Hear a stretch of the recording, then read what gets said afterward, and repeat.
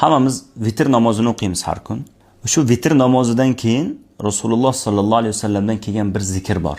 Rasululloh sallallohu alayhi vasallam doim vitr o'qisalar, shu zikrni aytardilar. Vitr tugatish bilan astag'firullohni o'rniga shu zikrni aytardilar. Ubay ibn Ka'b radhiyallohu anhu rivoyat qilgan hadisda Rasululloh sallallohu alayhi vasallam vitr o'qiganlaridan keyin Subhanal malikil quddus deb 3 marta aytardilar. Va uchinchisida ovozlarini cho'zardilar, baland qilib ovozlarini cho'zib aytardilar. Ya'ni Subhanal malikil quddus, Subhanal malikil quddus, Subhanal malikil quddus deb ovozlarini cho'zib aytardilar.